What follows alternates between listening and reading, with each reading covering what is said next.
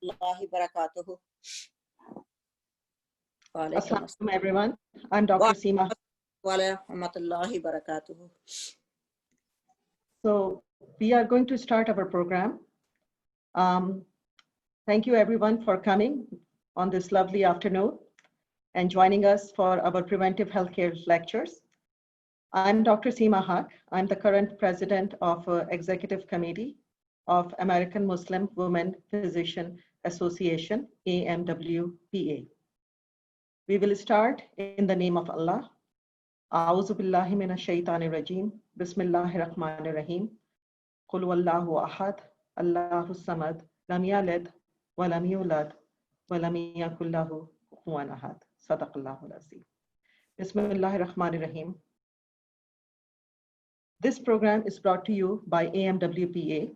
Let me tell you about our organization. American Muslim Women Physician Association. It is an organization of Muslim women doctors, dentists, and healthcare professionals. And our goal is to help our Muslim community to stay healthy by following the preventive healthcare measures. Preventive health is our passion. For this, in the last 10 years, we have been organizing various health fairs in different mosques throughout the DFW Metroplex. As you all know, that the whole world is now facing the COVID-19 pandemic. And because of this, we have been housebound for the last 5-6 months. This pandemic is also known as Waba in Urdu and Arabic language. This is an abnormal condition and which we all are facing, and we were never prepared for it. Therefore, our organization wants to hold these preventive healthcare lectures to continue to educate our Muslim community to how to deal with this pandemic. Quran is our guide, as you all know, and it tells us to think and manage different situations as we are Ashraful Makhluqat. COVID will come and it will go, inshallah. But in the meanwhile, we have to stay healthy and wise and well. Today, we have Dr. SADIA Ali. She is a board certified endocrinologist and an assistant professor at UT Southwestern, who is going to be our main speaker, and she will talk to you about diabetes and COVID-19. On our panel of group discussion, we have Dr. Zahid Ahmed, who is an associate professor with UT Southwestern, as well as we have Dr. Asra Kirmani. She is also associate professor with UT Southwestern, and me, myself, I'm an endocrinologist and adjunct faculty with UNT. So we will be answering all your questions. I would request everyone to let the speaker complete her lecture. And once the lecture is completed, then you can text us by using the Zoom system, as well as you can unmute yourself and you can ask us any questions. This being said, again, I welcome you all to our discussion. I'm going to direct my mic to Dr. Sadia Ali. Thank you so much for coming, Dr. Sadia, and I will let you proceed with your presentation. Thank you so much, Dr. Haq, for your introduction. And Assalamu alaikum, everyone. Thank you for giving me the opportunity to speak with you this morning. If you can just please give me a few seconds so I can share my screen with you.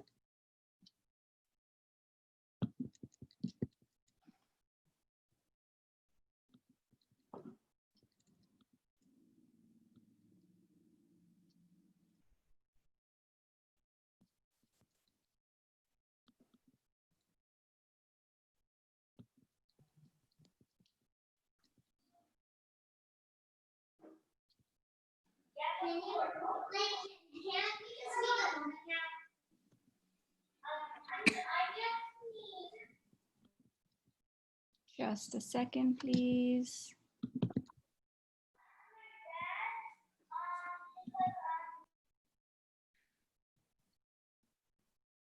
So in the meanwhile, whoever participants who are joining us, please mute yourself so that we can concentrate much better with the speaker.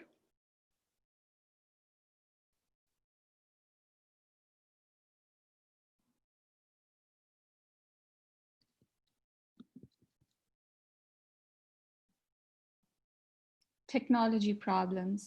Hang in there with me for a few seconds.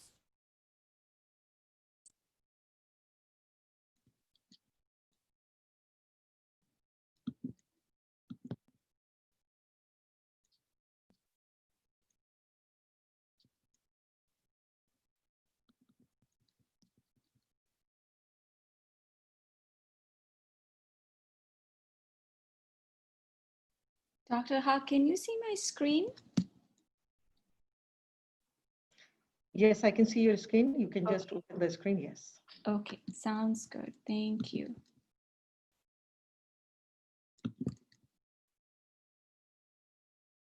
All right. Can you see it now? Yes, we can see. Presentation? Yes. All right. Please Thank proceed. you so much, everybody, for your patience. So the topic that I'm going to be talking about today is diabetes and COVID-19, as Dr. Haq said. And this is a very timely topic. As you know, we have the pandemic. We're in the middle of the pandemic right now for COVID-19. So I will start off my talk talking about giving an overview of diabetes, what it is, how to control it, just a very brief overview. Next, I will talk about how diabetes and COVID-19 are coexisting. What are some of the pertinent questions that we are seeing coming up? And then in the end, we will have a panel discussion and a question answer session with my endocrinology colleagues, and we'll open the forum for your questions. So what is diabetes? Diabetes is a disease that occurs when blood glucose, also commonly called as blood sugar, is too high. Blood glucose, as we all know, it is a source of energy for our body, and it comes from the food we eat.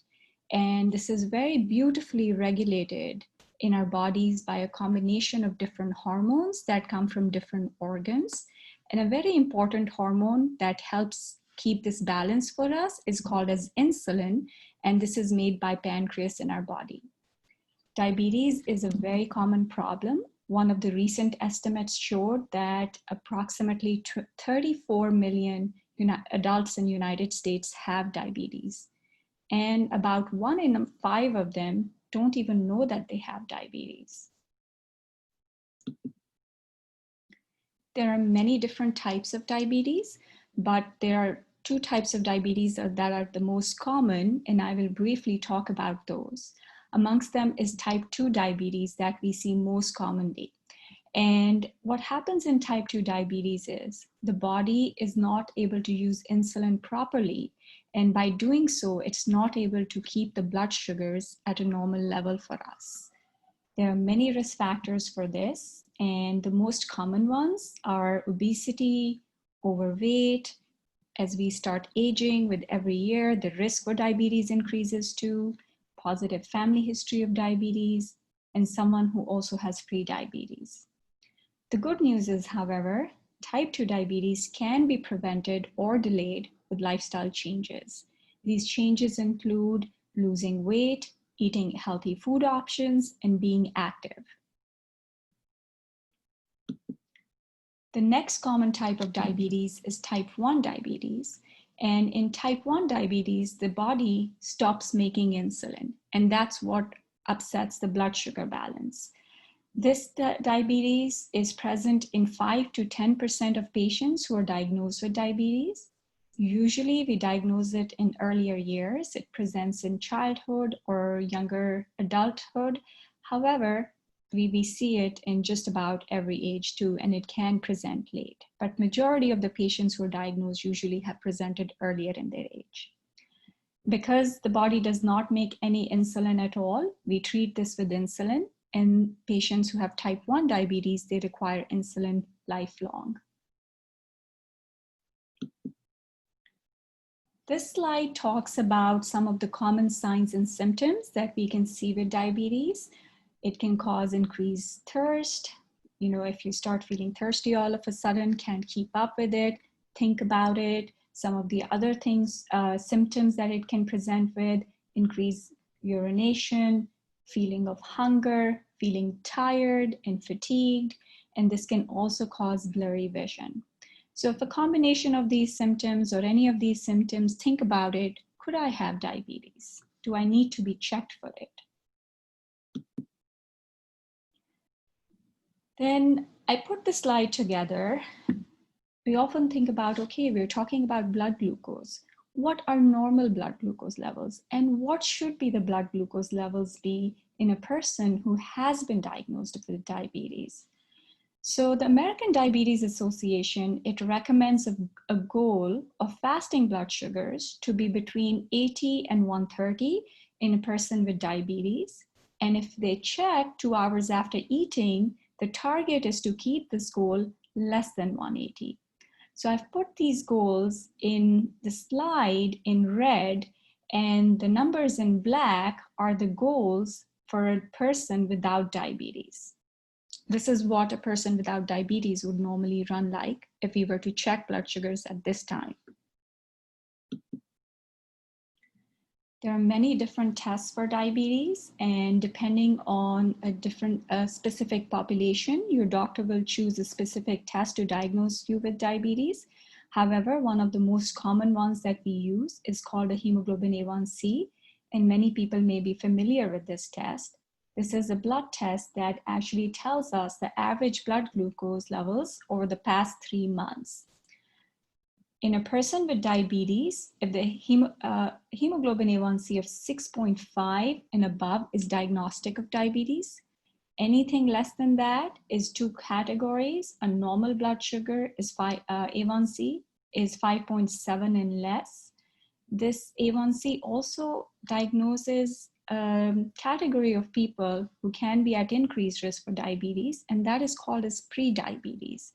So if somebody has an A1C of 5.7 to 6.4, it tells us about pre-diabetes, which we know is a risk factor for developing diabetes. So we can identify these individuals.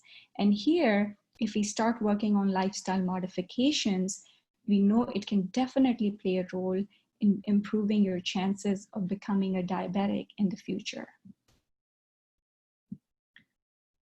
Next, I want to talk about how to manage diabetes. In addition to medications, there are many different components to managing diabetes effectively. It is very important to learn about diabetes in order to manage it. Thank you. Thank you. And lifestyle modifications play a very important role in management of diabetes, and these include eating well. And it's very important, and it is very helpful to go to a diabetes educator, talk about nutrition options, find out tips, strategies, and ideas on how you can eat healthy. Activity also plays a big role in improving blood sugars. And it is also important to learn on how to get to a healthy weight. And once you get to it, to be able to stay there. Next, managing blood sugars and keeping them at target is key. And diabetes can also cause a lot of complications. And knowing what complications it can cause and how to prevent them or to delay them is also a very important component of managing diabetes. Another thing that a lot of us don't think about, diabetes or managing diabetes can be very stressful. It can cause a lot of mental health problems as well. So it's important to be aware of this component, because if you're not able to take care of your mental stress or mental health, it can get in the way of us taking care of our diabetes.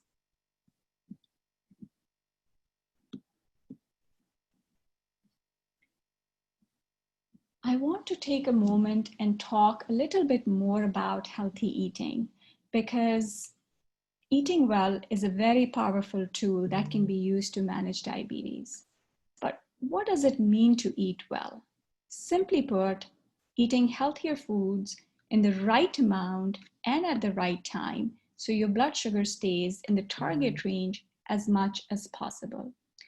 And I can go hours talking about it, but I don't have that much time, but I do want to point out a little bit about carbohydrates here. And carbohydrates, they have a direct effect on blood glucose levels. So it's important to point out the good carbs that you can eat to kind of improve your blood sugars. And these would be carb choices that have a lot of fiber in them and less direct or simple sugar in them. Some of the examples of good carbohydrates include non-starchy vegetables, such as lettuce, cucumbers, broccoli, tomatoes, and green beans. For grain options, whole grains are better as they have more fiber and less simple sugars. These include brown rice, whole wheat bread options. Some of the other foods that are high in fiber include beans and lentils. And carbohydrates that we should try and stay away from that have a lot of simple sugars, which really affect our blood sugars, include sugary drinks, especially sodas and juices. They literally have a lot of sugar in them. And when you drink them, the sugar gives a very nice spike in blood sugars, and you just, pee out the water and you're still hungry, but the sugars went up really high. And when we come to grains, refined grains is something we should probably stay away from, as they also cause a big spike in blood sugars. These include white rice, white breads, cereals, sugary cereals, and desserts like cake, cookies, candy, and chips. Next, I want to talk about the role of exercise in managing diabetes. Being active really makes your body more sensitive to insulin, and it can help you regulate your blood sugars. It is a very powerful tool that can be your ally in improving diabetes control. The recommended exercise is 150 minutes per week, and this can be divided into 30 to 40-minute sessions, 4 to 5 times a week. And exercise plays a very big role. It can improve your blood sugars, it can control weight, it is healthy for the heart, it can lower stress levels, and it also helps build strong bones and muscles. There are many different examples of exercise. Can be brisk walking, can be housework, mowing the lawn, swimming, other sports options. It's important to pick an activity that you like, so it's easier to stick with that. Moving on to my next slide, and very important, medications.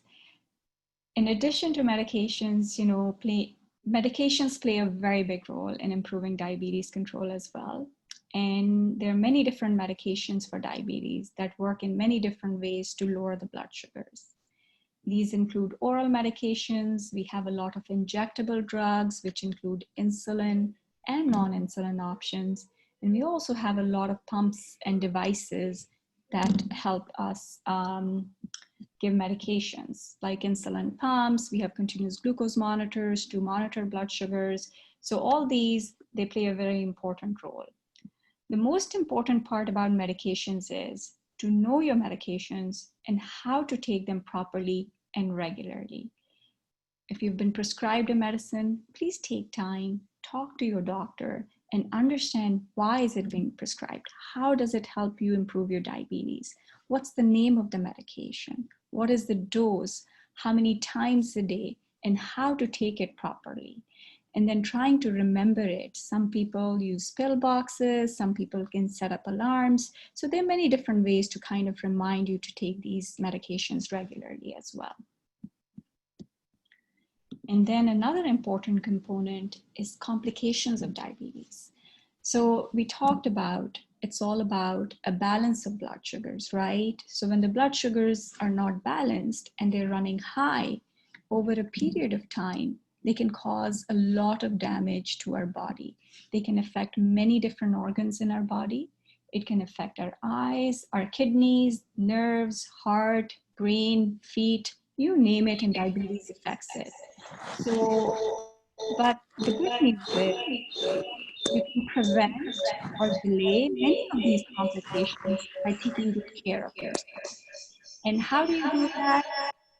That includes keeping your blood sugar levels as close to normal as possible, eating healthier food options, getting regular physical activity, and knowing your complications, doing early eye exams for eye-related complications, For feet-related complications, please check your feet every day to see if there are any blisters or injuries that you need to take care of. Keep your feet clean, control your blood pressure and cholesterol, as this really helps with heart disease and stroke. So doing all these things and taking comprehensive care of your body is very helpful.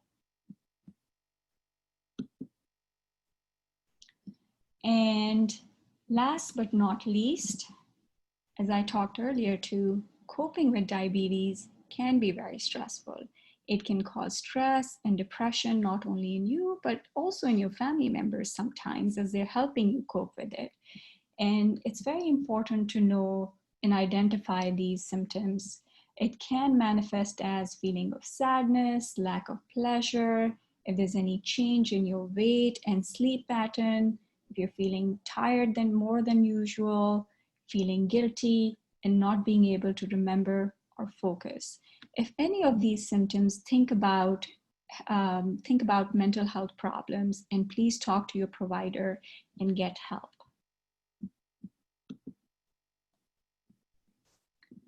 And now I want to take a few minutes and talk about COVID-19 and diabetes. This has been another stress for all of us, we're living in the middle of this pandemic, and I kind of put together a couple of questions that I, as a provider, and some of my colleagues, we regularly get to see these questions being asked from our patients. One of them that I get frequently asked is, are people with diabetes more likely to get COVID-19? It's a very good question. And the answer to this is, we simply do not have enough data right now to show whether people with diabetes are more likely to get COVID-19 than the general population. Another question that I often get asked is, do people with diabetes have a higher chance of experiencing serious complications from COVID-19? This is a very important question, and I want all of us to know about it and focus on this. Absolutely. People with diabetes have shown to have worse outcomes when infected with COVID-19. And not just that, people with diabetes are also more likely to experience severe symptoms and complications when they're infected with COVID-19. So one of the important things with this is, it has been pointed out that your risk of getting very sick from COVID-19 is likely lower if your diabetes is well managed and your blood sugars are under control. So if you're a diabetic, please take very good care of yourself and try to keep your blood sugars under control as much as possible. And another question directly related to diabetes that I often get asked is, if COVID-19 causes diabetes? We don't have evidence yet for that as well. So far we know COVID-19 does not contribute to development of diabetes. It is very important to reduce your risk for getting COVID-19. This becomes especially important for people who are at increased risk for severe illness, and that includes patients with diabetes and those who live with them. Because if somebody close to you develops diabetes, your risk of develops COVID-19, your exposure for this also goes up high. The best way to protect yourself and to help reduce the spread of this virus is, number one, to limit your interactions with other people as much as possible. If you're not able to limit this interaction and you have to interact with somebody, please take the necessary precautions to prevent getting COVID-19. This includes try to maintain a 6 feet distance between people, always wear a mask, and please wear a mask properly, that it covers your nose and mouth, because that is what prevents the spread of these germs from your nose and mouth to the other person. And if you start to feel sick and think that you have COVID-19, please do get in touch with your healthcare provider within 24 hours so they can guide you appropriately and properly.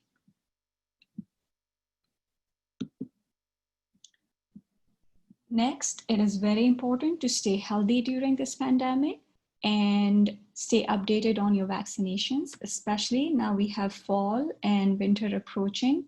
It is extremely important to keep up with the flu and pneumonia vaccinations. Please remember the importance of staying physically active as well and practicing healthy habits to cope with stress, as all these factors play a role in your immunity. Continue your medications and do not change your treatment plan without talking to your healthcare provider. And for those people who take medications, please make sure that we have at least a 30-day supply of prescription and non-prescription medications. And this is one of the advices we actively give in our clinic for as well. And this is a very important message as well. Please do not delay getting emergency care for your underlying medical condition just because we have COVID-19. By this time, just about every emergency room and hospital has had time to have a very good contingent plan, to have infection control and infection prevention plans to protect you from getting COVID-19 if you needed care. So that ends my talk right now. And I would now like to open our panel discussion and Q&A question and answer session. I want to introduce the members and colleagues on our panel discussion. My name is Dr. SADIA Ali. I am an assistant professor in internal medicine at UT Southwestern. I'm also the clinical chief of endocrinology and the medical director of our endocrinology clinic on main campus. In my role, I oversee our clinical operations for endocrinology, and I also oversee our quality metrics for endocrinology. Next on our panel discussion, we have Dr. Asra Kermani, who is an associate professor of internal medicine at UT Southwestern. She is also the endocrinology clinic director for our Park Cities Clinical Center and the clinical program directors at Southwestern Health Resources. And she works on improving health of patients with diabetes in the population setting.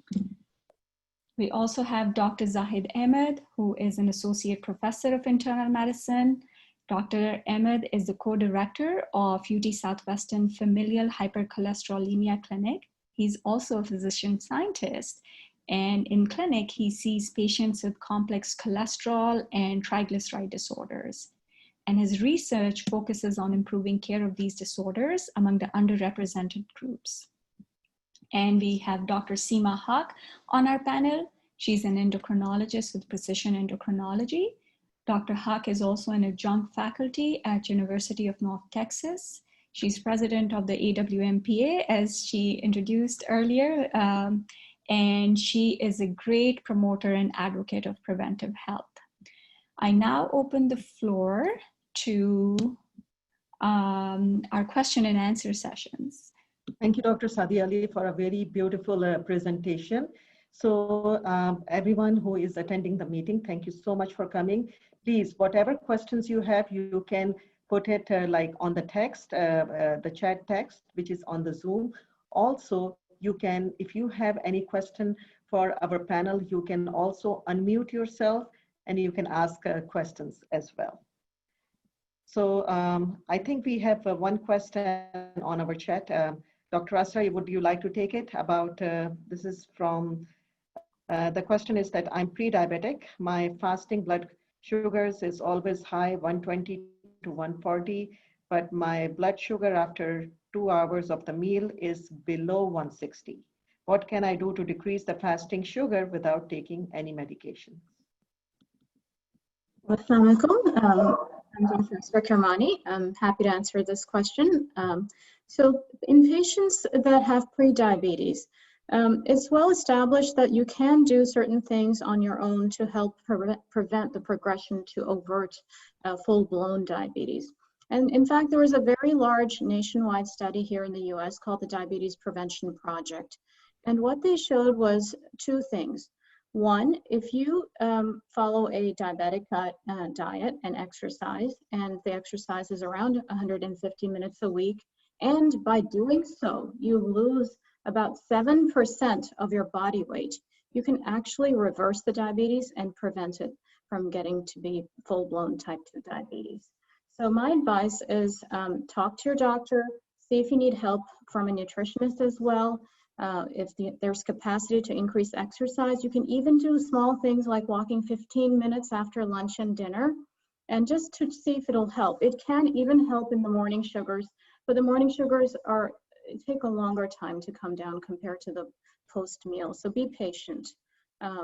There are also medication options you might want to discuss with your doctor, such as metformin, and you need to make sure it's safe for you to take. Your liver and kidneys and heart function have to be checked. So again, please discuss this with your doctor and make sure you get a regular checkup every 3 to 6 months to make sure that your progress is being monitored.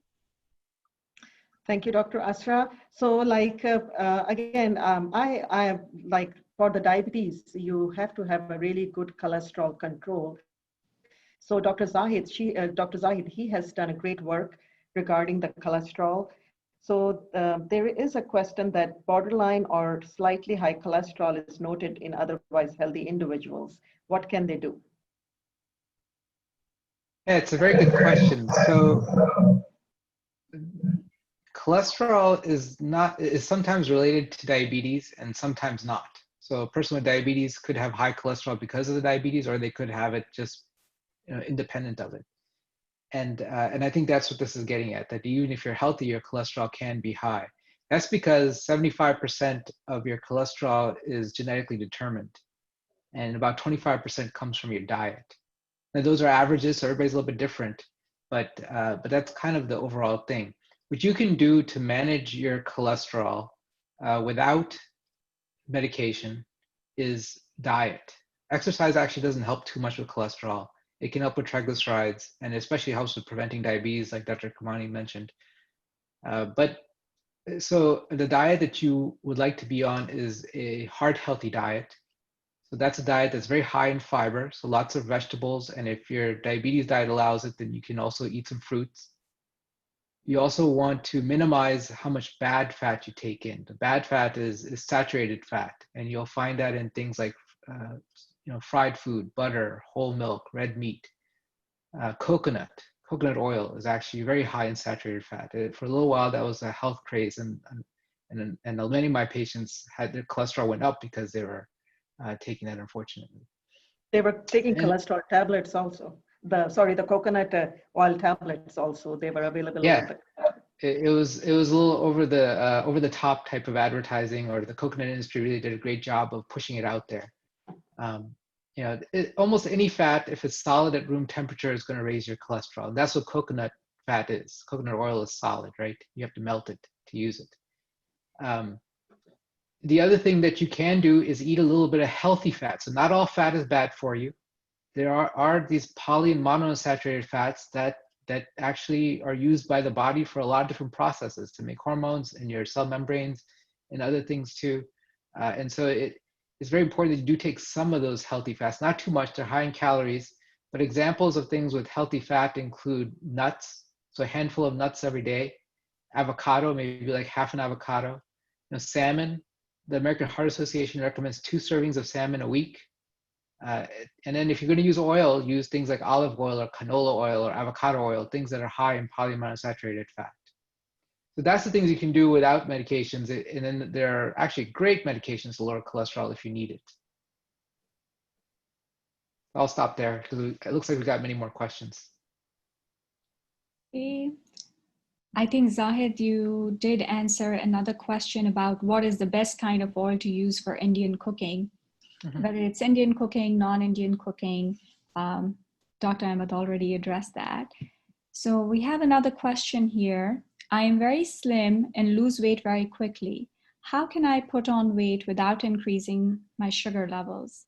My doctor has given me pioglitazone to help with muscles. I'm not exactly clear on this question, but Dr. Haq, can you address this? Let's see what your take is on this.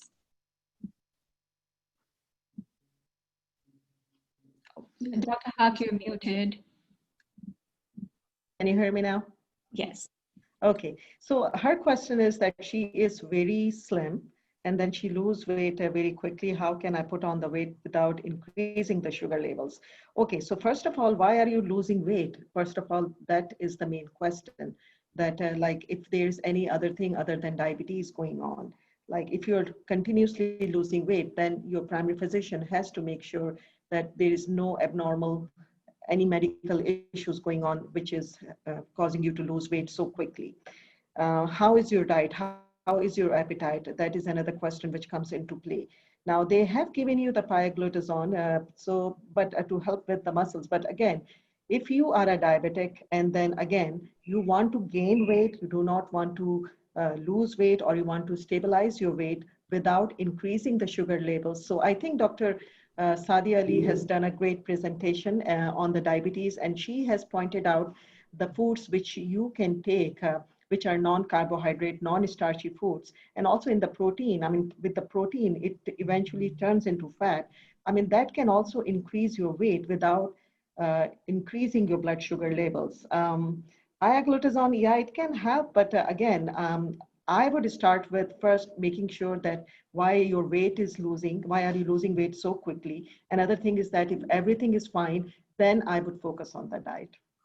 Okay, moving on to the next question. I want to know how the response has been to drugs like liraglutide. Dr. Karmani, would you like to answer this or share your comments with us? Sure. Liraglutide is a non-insulin injectable.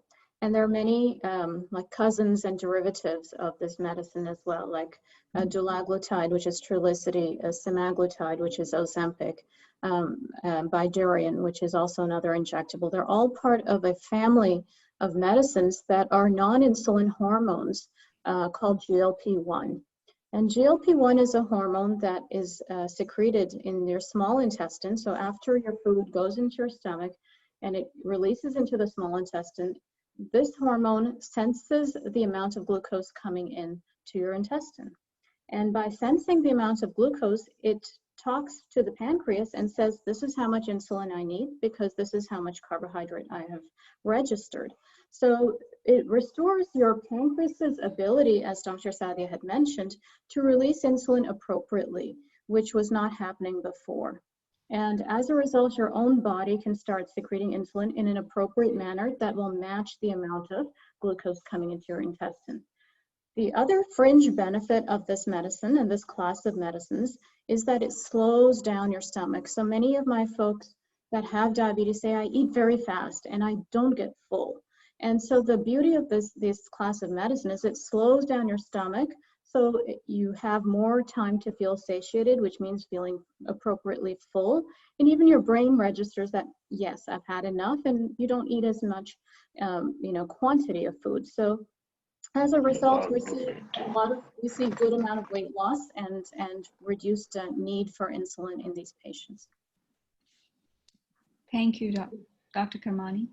Zahid, I think this one would be best addressed by you. So there is a question if putting coconut oil on scalp is okay. Well, that is the more common use of coconut oil until the coconut industry started pushing it as a food. Yes, as far as I'm aware, putting coconut oil on your scalp is okay. It would not get absorbed into your bloodstream enough to actually cause a problem. Thank you, Zahid. All right, we have another one. The question is, I was on metformin for a year, but recently I had a very bad reaction with severe stomachache, and I left my medication for the past 2 months. Now my fasting blood glucose is 138. So will giving up medications is dangerous? Dr. Haq, can you help us with this one, please? So, this is a very common side effect of metformin. I'm in a private setting, I come across these patients almost on a daily basis. Metformin has a very common side effects, which can affect your stomach and the intestines, or we call it GI side effects. So yeah, some of the patients, they do not tolerate metformin that easily, although it is very commonly prescribed first-hand medications for diabetes. But anyway, long story short, if you do have a reaction to metformin, first of all, you have to report your doctor right away so that they know what is going on. And it looks like that you have stopped this medicine since 2 months and your fasting is going in 138. So this is only the fasting sugar that you're telling me in 130s. So your postprandial or like after the meal sugars may be running more higher also. So we do not know what is the complete picture which is going on. I would recommend that please, there are so many options on oral diabetic medications. Please report your doctor and they can give you some alternative medicines which can help you with the diabetes. Thank you. Then the next question that I see is using honey instead of sugar better to prevent diabetes? Let me take a stab at it because I discussed some of the carbohydrates. So honey and sugar are both carbohydrates and they both have simple sugars in them. And when we talk about diabetes, we talk about a balance. And if you were to, and if it's the right balance, are we talking about 4 tablespoons of honey here? Or are we talking about 1 teaspoon of honey substituting a teaspoon of sugar? If you're talking about substituting of 1 teaspoon honey instead of 1 teaspoon of refined sugar, absolutely. Honey is natural sugar. It is better than the refined white sugar that we're talking about. But that also does not mean the quantity is also very important. So if somebody has diabetes and their body does not process simple sugars or carbohydrates as well, then using small amounts of honey is definitely better than using refined sugars, but overdoing honey may not be a good idea either. So the balance is very important here. And whether it is good at prevention, I do not know of any prevention studies for honey. But the balance is very important. And it is also very important if somebody has been diagnosed with either pre-diabetes or diabetes to take some time out and visit a dietitian to get an idea of what is the right balance to use for carbohydrates, fat, and protein, and what kind of carbohydrates to go for, what kind of proteins are better, what kind of fats are better. All right, I hope I answered that. The next one, maybe Dr. Kermani.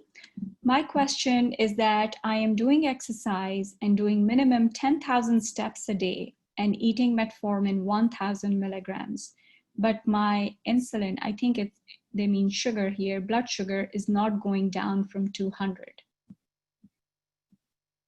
So again, we always tell you to talk to your provider, whoever it is, whether it's your primary care provider or whether you need to ask at this point where you have maximized lifestyle management, whether at this time you should be referred to an endocrinologist.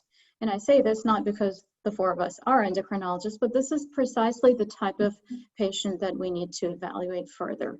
There are some people that actually have an insulin deficiency, and even if they're doing their best job, the glucose simply cannot go into the tissues and be burned if you don't have enough insulin. So there may be other factors that an endocrinologist can also investigate, other hormones as well, and other metabolic abnormalities that may be causing this kind of high blood sugar from different organ systems that can affect your blood sugar. And so we can be very helpful in investigating why your sugars are high. Thank you. This next one is for you, Dr. Ahmad. What is your recommendation on supplements like omega-3 and vitamin D for sugar and cholesterol control? I hear it may be helpful from a COVID perspective as well. Yeah, it's a very good question. Right now, the clinical use for omega-3 fatty acids, which is fish oils, mostly we get it through fish oil capsules. The use that we have mostly is to reduce triglyceride levels. So in people with very high triglycerides usually we call that above 500 milligrams per deciliter of triglycerides, fish oil is a good drug to lower it down to much safer levels. The other use is to reduce your risk of having a heart attack or stroke if you've already had a heart attack or stroke. There's one particular prescription grade fish oil called Medicina, which in a large clinical trial was shown to reduce the chance of having a heart attack if you've already had something. So that's another use for it. The use for vitamin D is mostly in people who have low vitamin D and people with bone disorders. Whether or not these drugs will be helpful from a COVID perspective is up in the air. You know, theoretically, yes, they could help with COVID, but there's no particular study that's been done to either prove or disprove that part. Thank you, Zahid. That was very helpful. All right, the next question, I think maybe all four of us can take, whoever feels comfortable can take it. It is about alternative remedies here.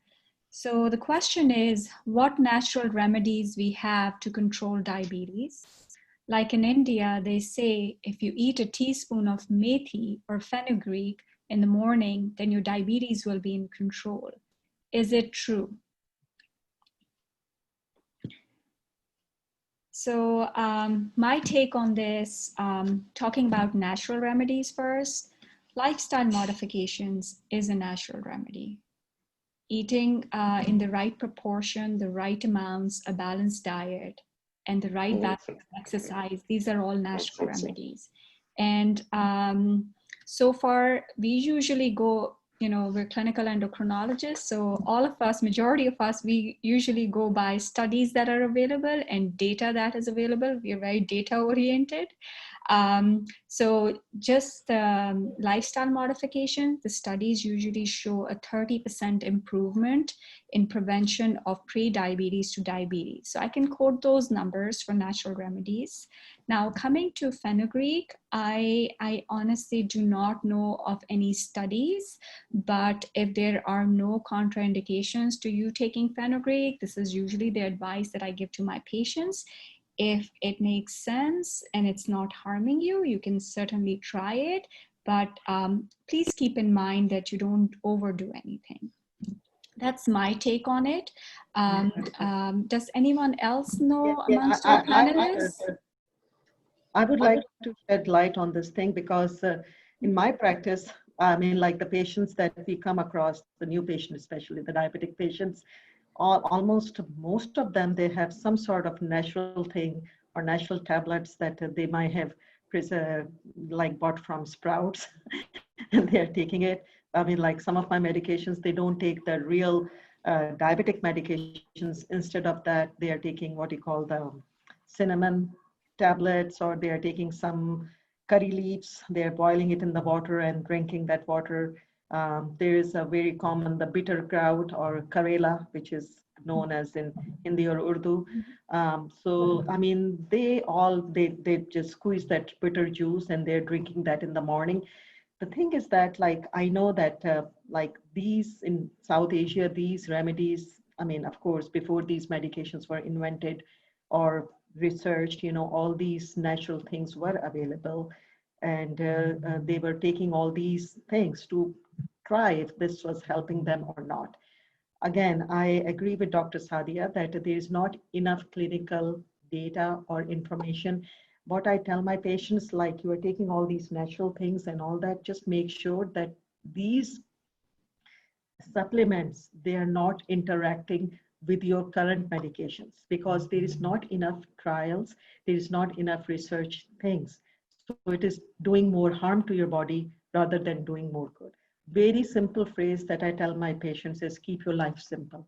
If you're taking one medication of diabetes and it is controlling your sugar, just exercise and eat healthy, make life easy. Instead of popping so many supplements, just take one multivitamin. That's it. I just want to echo Doctors Seema and Sadia as well. We often encounter these things in private practice. And again, first, do no harm. And that means also do no harm to yourself.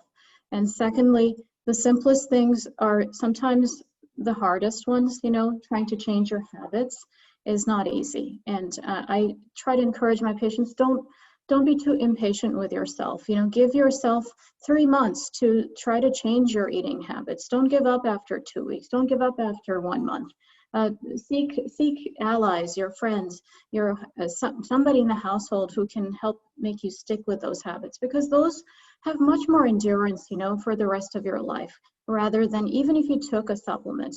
I mean, do we even know if it works? And do we even know if the effect lasts? Even our pharmaceutical pills and injections may not have a durable effect. But one thing we do know that has a durable effect is changing your body. So just wanted to add that. Thank you. I hope this was helpful. You know, this is going to be an ongoing thing as things move along. So, all right, Zahid, next one is for you. Does cholesterol go up with age? Yeah, it's a great question. It does in fact go up slightly with age. And it depends on which age group you're in. So from puberty to your 20s, it will go up quite a bit. And then later in life, it goes up quite a bit too, especially in postmenopausal women. It can actually get quite high at that time. But those are the kind of answers, and it's not clear exactly why that happens, but it is a known pattern that it does happen. Zahid, is there a breakdown? Is it to the total cholesterol that goes up higher, LDL, HDL, or is it everything? Yeah, so let me back up and just explain that total cholesterol actually takes into account your good and your bad cholesterol. So your good cholesterol is HDL, which reduces your risk of having a heart attack because it picks up cholesterol from the plaques that build up and cause a heart attack. The bad cholesterol, LDL, will actually deliver cholesterol to plaques and make the plaques worse and raise your risk of having a heart attack or stroke. So as people age, the LDL, the bad cholesterol, actually does go up. And the HDL can go up and can go down. It is a little more dependent upon diet and exercise than anything else. Thank you, Zahid. All right, we have a couple of questions. Can anyone give an overview of how diabetic patients are managed in your clinic? And following that, what are the first line and second line therapies for diabetes? Dr. Kermani and Dr. Haq, maybe we can split these. Sure, I can go. You want me to go first? Yeah, sure. Okay. Yeah. So like, I mean, I can give you an overview in a private practice when the patients are referred to us. They are not simple diabetic patients. So initially when a patient is diabetic, they go to their primary physician, or during their physical, you know, they are just diagnosed with the diabetes. So usually the primary care, they like to manage the diabetes initially. And when it gets complicated or out of control, then they are referring the patient to us. So we don't, sometimes we get simple cases, but most of the time we get complicated cases. So because we are endocrinologists, we are a specialist in that field. So when the diabetic patient comes to us, we look at several factors. First of all, we see that what is the age of the patient, how many medications patient has been taking, how many medicines has he tried. Very importantly, what I look for is the compliance of the patient, because it's not that you're going to this doctor that he will cure or she will cure. No, you know, we just do only 25% of the job, 75% of the job patients do it, because you have to be compliant with the treatment, with the medications, with the diet and exercise. So my initial interview is we try to see what other medical problems patient has. Some patients may have, hypertension, high blood pressure, high cholesterol, heart problems, stroke, you know, all these histories. So we try to understand that patient, how many medications that he can tolerate, what are the side effects, what allergies he has, what is his environment, is he able to afford the medications, insurance, because, you know, not every insurance will cover all those diabetic medicines. So all these factors come into play. Then we look at the labs. We look at the A1C, which is the average blood sugar on the last 90 days, which Dr. Ali has very nicely, explained already in the lecture. We look at the A1C, and then I try to talk with the patient. I'm just very open with the patient. I try to talk to them that how do you want to do it? Like we can work together and do it. So it's not that I tell them, no, this is what you're going to do. No. We have to work with the patient, that what the patient is comfortable with, and then proceed from there. So I'll let Dr. Asra put more light on this topic. Yeah, you said it beautifully, so I don't have that much to add. It is really, so the truth of the matter, as Dr. Seema said, is that as endocrinologists, we get the more complicated patients. We see them when they have more advanced disease. So actually, we're well beyond first line of treatment at the point that they get referred to us. We're definitely second, third, fourth line treatments. So it's a bit, unfair for us to give you guidance on what's the first line. But first line is always diet, exercise, and oftentimes metformin, as well as other agents. And of course, in the primary care setting, then you have to be monitored every 3 months, see if you're making progress. If you're not making progress, then usually they're add-on therapies, and at some point, the referral to us gets made. I couldn't agree more that it's an alliance between the provider and the patient, because all patients can't meet you in the same, to the same extent. They have limitations. They have other illnesses. They may have social limitations. They may have financial limitations. So we have to work within the confines of what they can do and can't do, or will not do.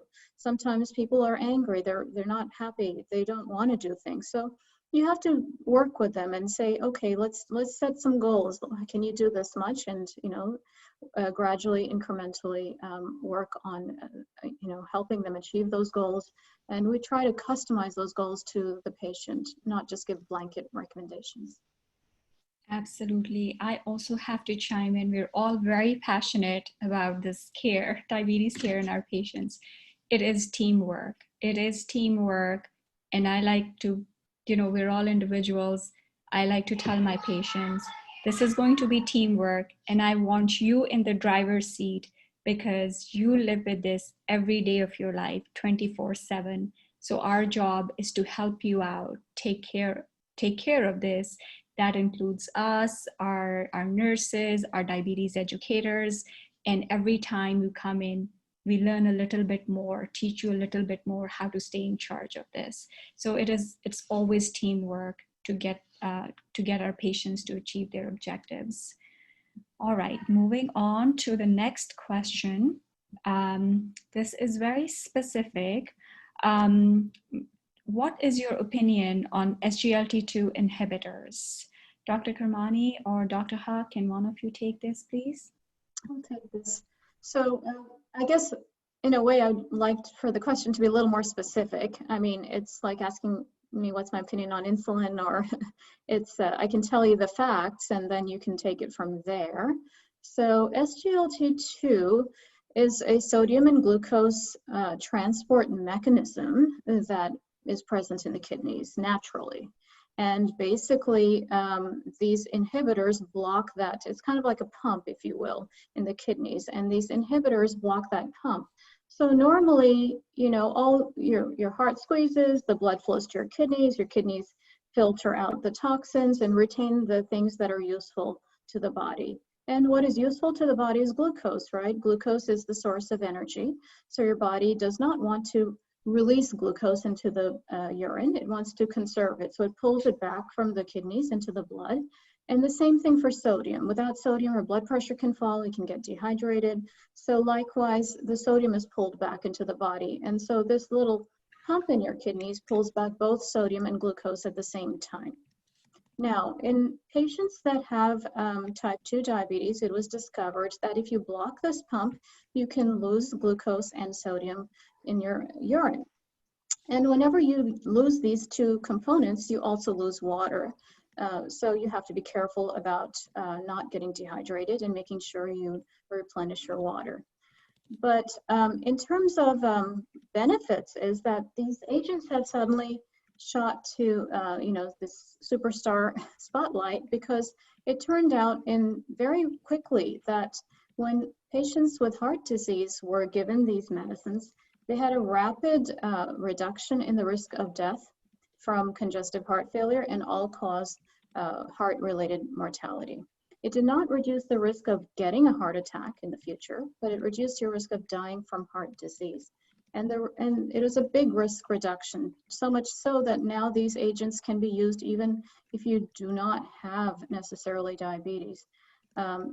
Many people are studying the mechanisms for that. They do cause some weight loss as well, but because you are urinating glucose from your bladder, you can get more urine infections. You can get yeast infections. So you have to be careful with these things as well. Thank you, Asra. Then we have another question. Maybe Dr. Huck, you can address this. What are the common side effects of metformin you observe? I think you did address part of it. Maybe we can readdress this. Yes, you can hear me now. So the common side effects with the metformin, most of the time, the patients, they say that they feel bloated. You know, I will just say in very simple terms. So most of the time they feel bloated. They have a diarrhea. You know, metformin comes in different forms. There is an intermediate release. There is an extended release. So most of these side effects, what I've seen is commonly observed in the simple metformin, which is metformin SCL, and it is taken twice daily. Sometimes they have this loose bowel movements or diarrhea, but it goes away like in a week. So I tell them, you know, before I start this medicine, I tell them you can take one per day and see how you are able to tolerate, because even if you start any new medicine, your body takes time to get used to it. But if they continue to have the diarrhea, nausea, bloated feeling, or sometimes they feel that they are just not able to eat well, or they feel nauseated most of the time, these are the common side effects. I have some patients who complain of a continuous headache with the metformin, or rash is very rarely that I've seen with the metformin. But GI gastrointestinal side effects is the most common that I've seen in patients who are taking metformin. So if they're taking intermediate release, I try to switch them to extended release like metformin ER. It has less side effects. And I tell them, look, it is a good medicine. See if you are able to tolerate this one. Now, if they are not able to tolerate the other formulation of it, then of course I change the medicine. Okay. And we have another question. How accurate are sensors? I can try and take this one. That's a very good question. So what we mean by sensors here is technology has really helped us in taking care of diabetes. We now have a lot of devices called as glucometers that help us detect blood sugars. And then we have continuous glucose monitors. These are sensors that we can kind of attach to our body that usually stay there either for 10 days or 14 days, depending on what which sensor we're using. And they continuously monitor or measure blood glucose for us. So the good thing about this is you don't have to stick your finger every time to check your blood sugar. And it has been a great modality to help our patients stay in charge of what they eat, to see how different foods affect them differently. So talking about the accuracy of those sensors, it is hard to say because we have quite a few sensors. We have different, we have Medtronic, we have CGM, we have Libre. We have a lot of companies that make these sensors. But in general, there is variability in blood sugars, intersensor variability, and intermeter variability. And this variability can be up to 40 milligrams, up to 40 milligrams. The advice that I give to my patients who are using these sensors is if you get a blood sugar that you think is not accurate, and either on the lower side or the higher side, please always cross-check with a glucometer after making sure your finger is adequately clean and you've taken proper measures to check your blood sugar. If it does not match, then please look into it, talk to your provider, and talk to your sensor company to get a replacement of the sensor so you can change that. All right, now moving on. The next question is, what is an ideal diet routine for pre-diabetes? Also, what is your take on intermittent fasting? maybe we can have Dr. Haq or Dr. Kermani or even Zahid talk about. I can maybe I can chime in since I haven't talked in a long time. Yes. Which is okay. You guys are actually much better than I am, so it's great to hear your answers. You know, for pre-diabetes, I always recommend that people follow a heart-healthy diet, because the biggest problem, of course, is in pre-diabetics is the risk of heart disease, and then the risk of diabetes, of course, is very high too. But the heart-healthy diet tends to have several aspects that reduce your chance of having diabetes or developing diabetes, as well as reducing your chance of getting a heart attack or stroke. The heart-healthy diet is also referred to as a Mediterranean diet, and it's similar to what I had mentioned before. It's a diet that's very high in fiber, low in bad fat, and has some healthy fat in it. You can Google heart-healthy diet, and there's so much stuff online. There are plenty of recipes. It's not a diet that is difficult, because it's, you know, people think, oh, this means I have to eat salad every day for every meal. That's not the case. The diet actually has a lot of wonderful recipes. You can grill, you can barbecue, you can make it in your oven, stovetop. And there's plenty of different ways to make it so that the food is delicious and still good for you. With regards to intermittent fasting, I'm actually a very big fan of intermittent fasting. But I will say that there are not very large studies done yet to show that intermittent fasting makes a giant difference long term. The studies so far show that intermittent fasting is just as good as any other diet in terms of lowering weight. My personal opinion, and if you guys will allow me to share my personal opinion is that intermittent fasting may be better for people of South Asian descent like us. And that's partially because probably historically, there was a time when we did not have open access to food like we have now, and a time when we did fast for long periods of time, not by choice, but by necessity.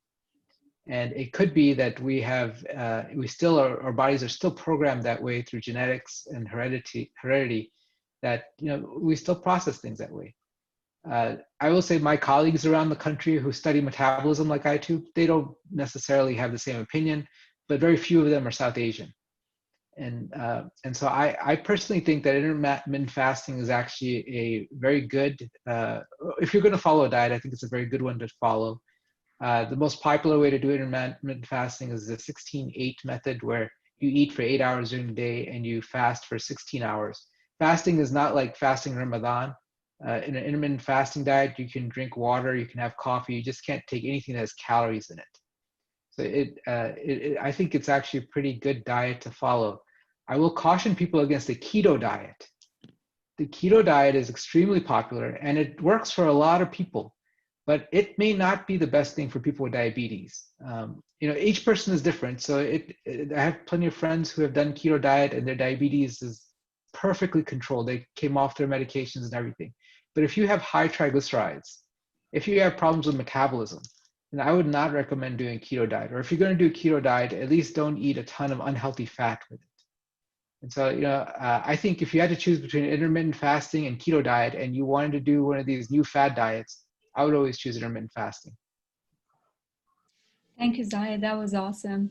It's I was reading this one article, and where you said works for some, doesn't work for others. The article was keto for you, intermittent fasting for someone else, and paleo for me. So I think it depends. You're right. It depends on the person.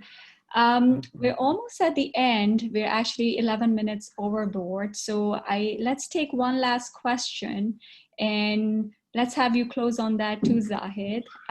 It's about rosuvastatin. The question is, why do we have to take rosuvastatin with metformin? Yeah, it's a very good question. So rosuvastatin and metformin treat two different things. Metformin treats your blood sugars or your diabetes. And it's a very good drug, very old drug, overall very safe to improve blood sugar control. Now, people with diabetes often also have high cholesterol. And even if they don't have high cholesterol, they're at a very high risk of having a heart attack or stroke. One way to reduce that chance of having a heart attack or stroke is to lower your cholesterol with a separate medication like rosuvastatin or atorvastatin or simvastatin. These medicines are also referred to as Crestor, Lipitor, or Zocor. And there are others too that are out there. The newest ones are injectable drugs that you take once every 2 weeks. These are all drugs that only lower cholesterol. They don't have any effect on your blood sugar. They don't lower your blood sugar. So the reason why diabetics often take both metformin and rosuvastatin is because the metformin is for diabetes. People with diabetes have high risk of heart disease, so lowering their cholesterol with a drug like rosuvastatin really helps. Thank you. All right, I saw one more question. So let's try, I know I said let's end, but let's try and squeeze this one as well. What is the best time to exercise for a diabetic patient? Dr. Haq, Dr. Kermani, do you have any? I can take a stab Anytime. at this one. Yeah. There's no perfect time, right? It really, as long as that time works for you, it'll have different effects, because there are two effects of exercise that you need to know if you have diabetes. One is there's an acute effect of exercise, which is immediate lowering of blood sugars. And longer term, it actually helps with something called insulin resistance, which helps with your body's ability to better process glucose in the long run. So it really depends on what you're trying to achieve. The second thing is, if you're looking for very specific fat weight loss, it is shown that people who exercise in the morning, fasting, or you have your coffee or tea and then go for a walk or a jog, and then come back and eat, it is shown that those people do have a slightly increased risk of losing fat. But bottom line is, as long as it works for you, it doesn't really matter what time. Yeah, I agreed with Dr. Asra. I mean, whatever suits you. I mean, you just have to squeeze in. I mean, the most difficult part of exercising, and I think everyone will agree with me, that is making yourself to exercise. So once you get up, then you can exercise. It is just making yourself get up to do the exercise. I tell my patients, let's start with 3 times a week. Okay, let's start with 3 times a week. Set an alarm on your cell phone that this is the time. I'm not thinking anything else. I'm either walking or doing treadmill or doing any exercise. On the YouTube videos, there are so many exercises. Just turn it on. Just say to yourself, no matter what, I have to do it.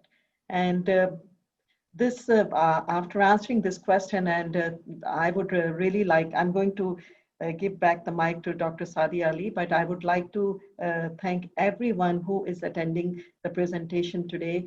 Thank you so much for coming and listening to us. And again, we are with AMWPA, American Muslim Women Physician Association. Preventive medicine is our passion, and we will be having more lectures in future, preventive healthcare. Please stay tuned for future lectures, and we will bring more informative topics for you so that it is good for the community. The main bullet points which I want everyone to take home is, please, in view of COVID-19, please use masks, put on the mask, make sure that you are having social distances, and then also stay tuned for our lectures. Dr. Sadia, I'll give you the last word. And thank you so much for our beautiful speakers, Dr. Zahid Ahmed, Dr. Asra Kermani, and Dr. Sadia Ali, for taking out their valuable time and giving us so good informative lectures and so good information. Thank you. Dr. Sadia? Oh, thank you, Dr. Haq. I just want to thank you and Dr. Kausar for inviting me and my colleagues, Dr. Kermani, Dr. Ahmed, for providing us the opportunity to connect with our community and being able to talk to them. Thank you for giving us this opportunity. And yes, everyone, please stay safe. And, you know, even something small also counts for your diabetes. So take good care of yourselves and stay safe. Thank you again for taking time out on this Sunday afternoon to listen to us and engaging with us. Thank you. Khuda Hafiz. Khuda Hafiz.